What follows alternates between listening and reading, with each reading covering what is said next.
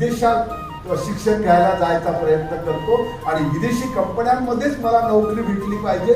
गरज नाही मित्रांनो. मला एक सांगा, जीवन जगायला किती पैसा लागतो?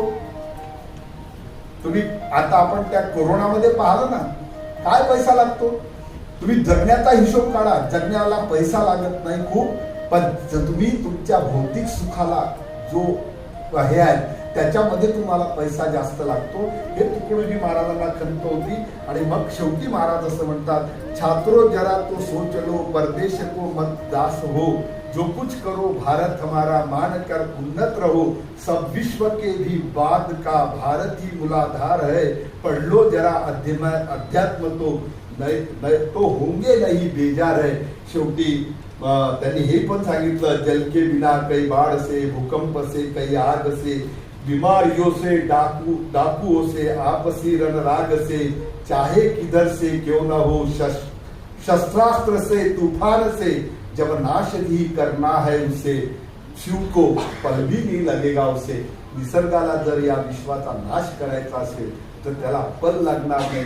पण एक लक्षात ठेवा की शेवटी महाराज हे म्हणतात, गुरुदेव ऐसी हो दया, जग का अंधेरा दूर हो, सद्धर्म सूरज की प्रभा से दंभ सारे चूर हो. अध्यात्म और विज्ञान के शब्द समजून घ्या.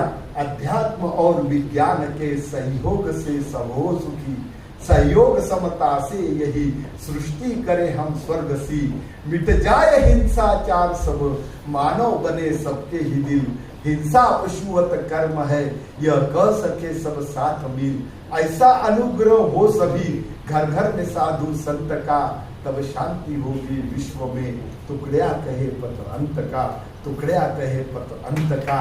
आज मित्रांनो, या फाउंडेशन दिवशी खऱ्या अर्थानं एक कुठेतरी आपण प्रतिज्ञा केली पाहिजे. मग तो शिक्षक असो, या मला सरांचं, मोहन सरांचं एक फार चांगलं आवडलं. मी त्यांच्यावर मार्क करत होतो. मला एक सवय असं की ऑब्झर्वेशन, मला आधीपासून तुकडोजी महाराज म्हणतात, मी साहित्य पुस्तकातून शिकलो नाही, मी साहित्य ग्रंथातून वाचलं नाही. माझ्या दुकानात येणाऱ्या ग्राहकांनी मला खूप साहित्य शिकवलं.